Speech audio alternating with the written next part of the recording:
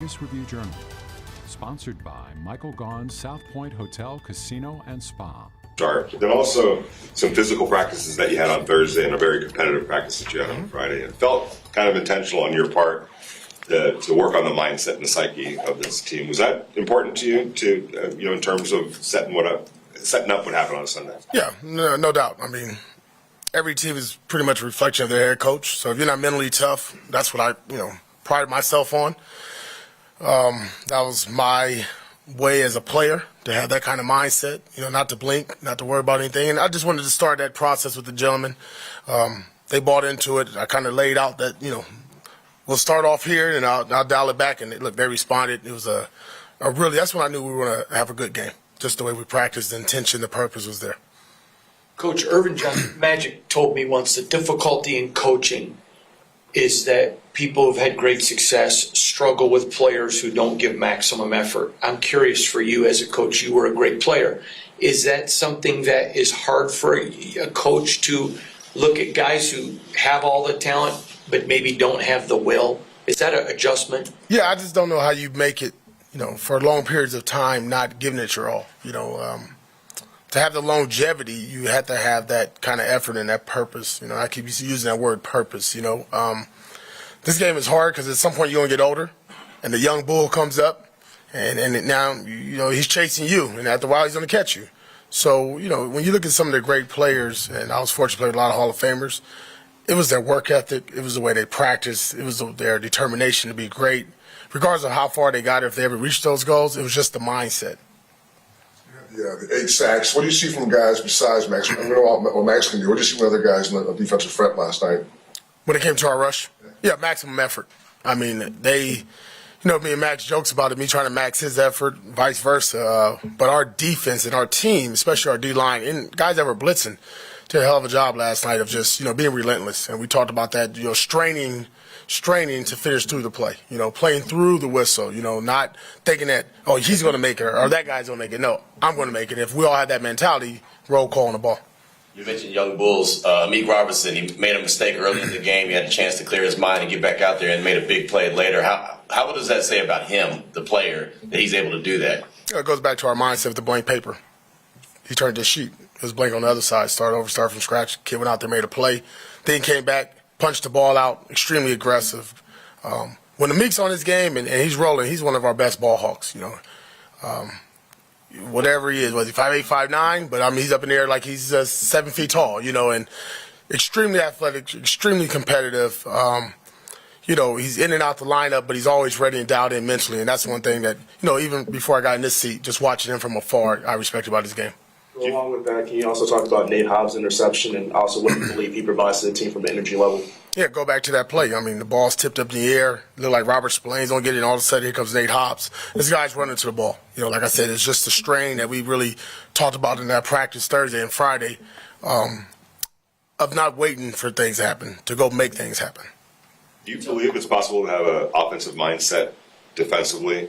And if so, in terms of the attacking nature, and if so, do you feel like your defense is starting to kind of acquire that? Yeah, I think Patrick Graham's done an outstanding job all season long. Early in the season, I thought we were doing a really good job there. We had some moments we wish we can take back. But, Patrick Graham has set the tone with the gentlemen in that room. They are now buying into his personality, into the philosophy, into our defense. And when you're led by great players as well, that helps. When they buy into what the coordinator is saying, everybody else will follow. Likewise, players are bought into you. How important is that? I'm very appreciative of it, but when you're straightforward and don't BS, it is what it is. You don't have to worry about anything. Patrick Graham wanted you here. He was vocal in that, and I'm just curious. He's a guy that gets overlooked a lot, but has done a good job for the Raiders. Would you talk about your relationship with him, please? Yeah, it goes back to 16. The first year he's with the Giants, I was always, I was actually on ESPN at the time, and I would pop my head in there with the Giants and be around the program. And Patrick was coaching the defensive line, and a couple times I go in there with JPP and those guys and joke, and we kind of built a relationship there that year. Then in 2017, I went back as a consultant to Steve Spagnuolo and worked closely with the linebackers in the front seven, and that's where our bond, kind of grew from there. But you can see the mind. You can tell, even though he's a D-line coach and those guys are loud, they're all over the place, but, he had the mindset and the focus, and obviously very articulate in how he speaks to get his point across, that he'll be a good defensive coordinator. And I don't think he's being overlooked. It's just when the opportunity comes, he's going to grab it and run with it. Just, it's like any of us. You just need that opportunity. Tony, what have you seen thus far out of Tyree, and what do you want to see more out of him going forward? Yeah, I think we've all seen the progress. It first started with just to get out of his stands. So we worked on that. And obviously he's a big human being, very talented. He's going to be a good football player in this league. But this league is very humbling. You just don't walk in day one and become the guy. And I think he's now embraced the process of working every day. You watch like a guy like Max Crosby come out to practice, or Tate come out to practice early and get in those extra reps. Well, you see him doing that as well. So the improvement, I know he had a half a sack last night, but more importantly, what he does for us in the running game, how violent he is, setting the edge. Obviously, there's going to be still more growth there for him, but he's a guy that has the right attitude, if I could say, to come to work. And I think he's been humbled about his early experience, that coaching comes a lot easier, when you get humbled. Talk about turning the page. Sometimes that means turning the page from something good as well, and not dwelling on that too much to get focused on the New York Giants. What are you looking to see from your team, understanding that they've processed it, they've enjoyed it, but now it's time to go get ready for another game? Yeah, well, they got 2 days off. Victory Monday. They'll come in Wednesday, and we'll start on the Jets. That's how we'll do it. The Giants is over. We're not doing anything looking backwards. That's not going to help us going forward. How much did you challenge the offensive line, knowing that Wink Martindale was a guy that was going to bring pressure from everywhere, and they had to keep O'Connell clean, which they did? Yeah, I was in every meeting with the O-line this week. I was their best friend. I was encouraging them. I was trying to learn the terminology. Obviously, coming from the deep side of the ball the last 2 years, and not really focus on, their terminology, their techniques, their fundamentals of how they coach and talk. But being over there just in words of encouragement, because that's a good group, and they're a tight-knit group. And I think that showcased last night. If you really go back and watch the game, watch our guys come off the ball to the second level. It was impressive. It set the tone the first drive of the game. They are the reason why, if we're going to move forward and keep moving forward, it'll be because of those guys. And Josh Jacobs as well. You mentioned heart and soul of the team. That's what you wanted to see, that performance last night. Yeah, you saw the carries. You saw the angry the angry running back. The guy that just ran was. He wasn't going to allow one person to tackle him. Even on that one touchdown, you just saw his legs just kind of grinding it out, man. And that's what we talked about, just the strain, fellas. Strain to finish the plays. And, again, hats off to all our players. Everything felt like a kind of a whirlwind last week. It was just like a sprint to the finish line, and you talked about maybe finally getting the rest on Sunday night. Were you able to do that? Were you able to rest? And then does it now become a marathon? Like the sprint is over, now it's kind of a marathon the rest of the week? There's always a grind. That's the best part about the National Football League is just kind of resetting, going back. But I did get the rest. That was beautiful to put your phone down for a little bit, try to respond to some text messages, but just to kind of to be honest, take it all in. To really, understand what just happened, for myself, obviously, which was a big change. For this organization, for our players, for our coaches. It was a lot. I'm not going to lie, it wasn't easy. But the guys made it easy by how they were having fun last night and smiling, so I had a good night's sleep. I saw something different with the practice squad players on the sideline yesterday. If that is the case, why was that important for you to have them down there on the field? They got a Raiders uniform.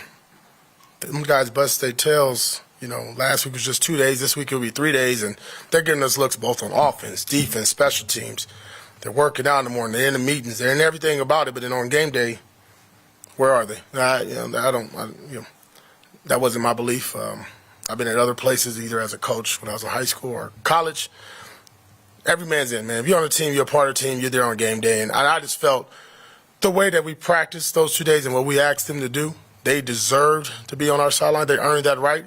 And I hope they don't stay on practice squad. I hope they push themselves to become on an active roster. And that was the carrot I dangled in front of them. And they brought energy on the sideline. Now, it was a little busier than I'm used to. But you know what? I'll take it when they bring that kind of juice that they did.